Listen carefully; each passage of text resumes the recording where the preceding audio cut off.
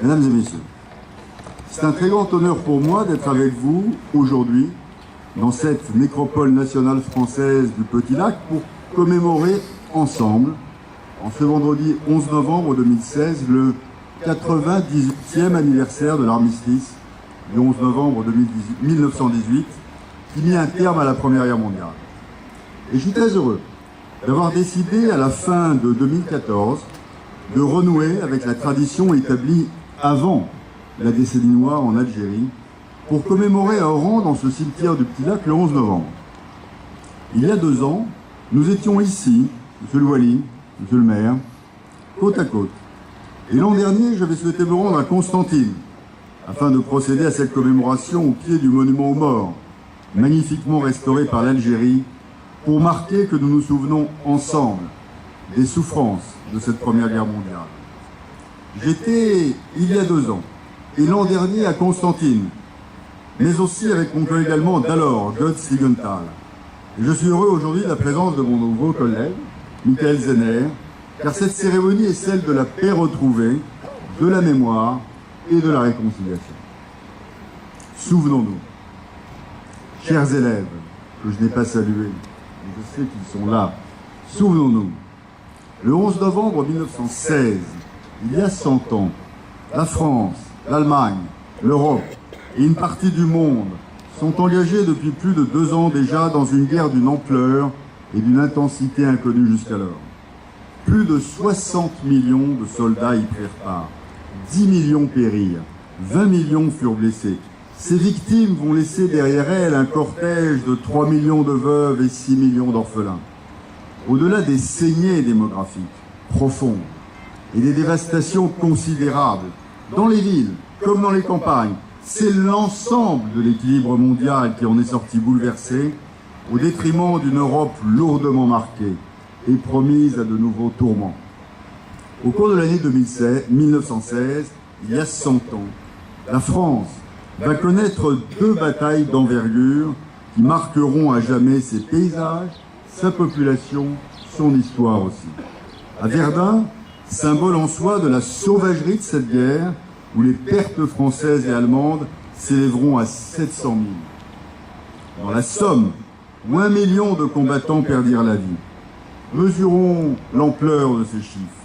Souvenons-nous et honorons ceux qui se sont sacrifiés pour nous. En cette journée de commémoration, j'ai une pensée reconnaissante, émue, forte pour tous les anciens combattants de cette grande guerre venus de tous les continents. D'Europe, bien sûr, mais aussi d'Afrique, d'Asie, d'Océanie, d'Amérique, et précipités dans une tragédie mondiale. Nous les appelons les anciens combattants. Mais souvenons-nous, il s'agissait d'hommes jeunes, pleins de projets et de rêves, avec une vie à construire. Alors inclinons-nous devant leur sacrifice et devant leur mémoire.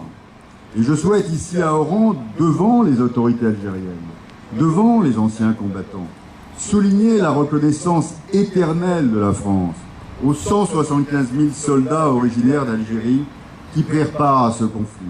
Soldats, sous-officiers, officiers, ils combattirent aux côtés de leurs frères d'armes. Au moins 26 000 d'entre eux furent tués.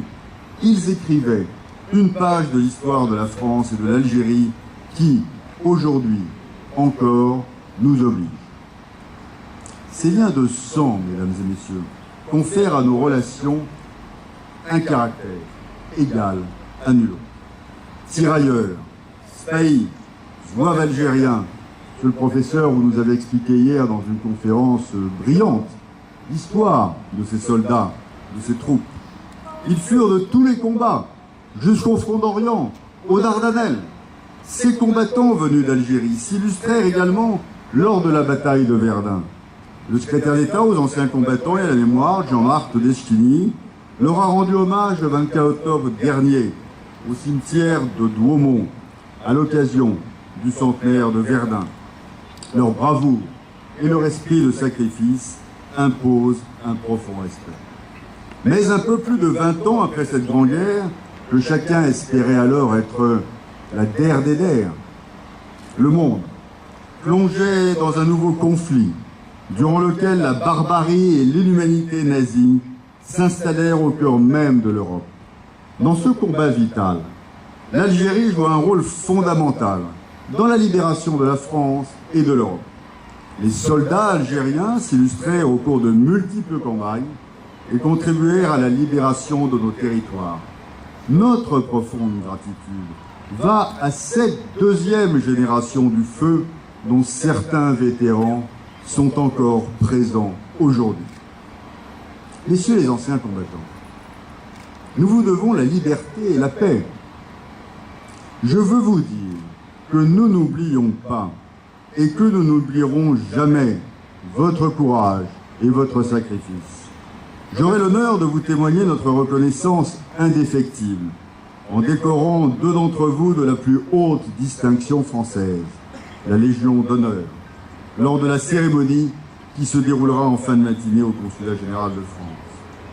Souvenons-nous, en ce jour de mémoire, je suis fier d'être aux côtés de l'ambassadeur de la République fédérale d'Allemagne. Chers collègues, cher Michael, votre présence aujourd'hui me permet de souligner à quel point nous avons raison de croire en l'avenir. Mesurons ensemble le chemin parcouru par nos deux pays depuis le XXe siècle, pendant lequel nous nous sommes affrontés si durement. Nous avons connu les conflits armés, les rancunes tenaces, les massacres, la barbarie. Mais aujourd'hui, il n'y a pas d'amis et de partenaires plus proches que la France et l'Allemagne. Bien sûr, ce chemin n'a pas été simple, et je veux rendre hommage à l'action des visionnaires et des grands hommes d'État que furent le chancelier Adenauer et le général de Gaulle, signataires du traité de l'Élysée le 22 janvier 1963. Ce parcours a été marqué par des moments symboliques dont il faut également nous souvenir. Ce fut la célèbre poignée de main entre le chancelier Helmut Kohl et le président François Mitterrand en 1984 à l'ossuaire de Douaumont. Plus récemment, en 2014, dans la ville martyre d'Oradour-sur-Glane, le président François Hollande déclarait devant son homologue Joachim Gauck, je le cite, qu'il est de la responsabilité de chacun de défendre cette réconciliation franco-allemande. Et la cérémonie commémorative franco-allemande du centenaire de la bataille de Verdun, le 29 mai dernier, a témoigné des liens devenus indéfectibles entre les peuples, et en particulier entre les jeunesses de deux nations, autrefois rivales. L'histoire de nos deux pays, cher Michael, prouve combien la volonté politique et mutuelle peut toujours triompher de la fatalité.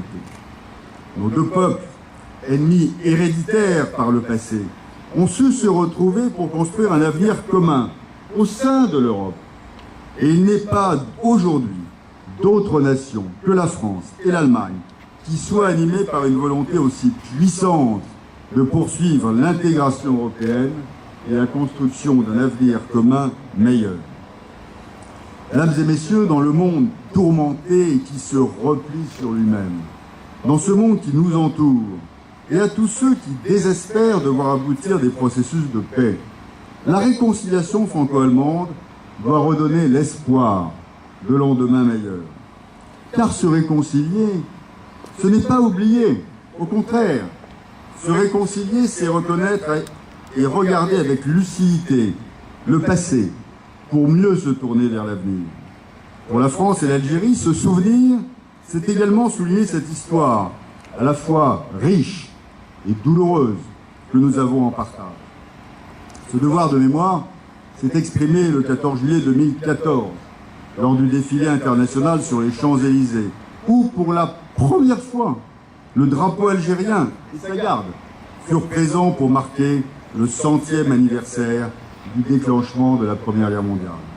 Dans le message de félicitations qu'il adressa alors, à l'occasion de notre fête nationale, au président de la République française, le président Bouteflika soulignait, je cite le président de la République algérienne, « En décidant de rendre hommage aux milliers de victimes algériennes de la Première Guerre mondiale, à l'occasion des célébrations du 14 juillet 2014, vous avez su, Monsieur le Président, reconnaître les sacrifices du peuple algérien et son attachement aux idéaux de liberté qui lui ont permis de recouvrer chèrement son indépendance et sa souveraineté et de participer au recouvrement de la liberté du peuple français.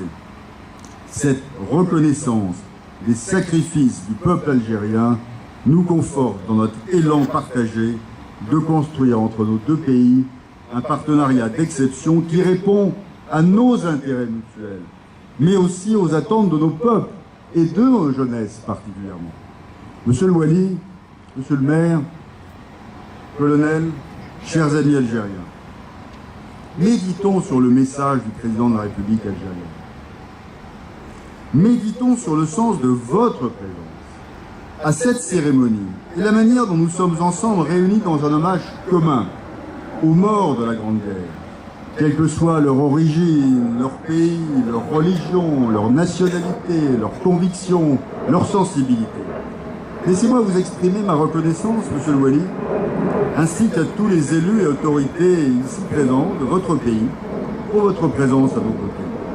Cette présence donne un sens supplémentaire à cette cérémonie, 100 ans après les boucheries de 1916, 72 ans après le débarquement du 6 juin 1944, qui annonçait la fin de la Deuxième Guerre mondiale, mais aussi 62 ans après le 1er novembre 1954 et le déclenchement de votre guerre d'indépendance.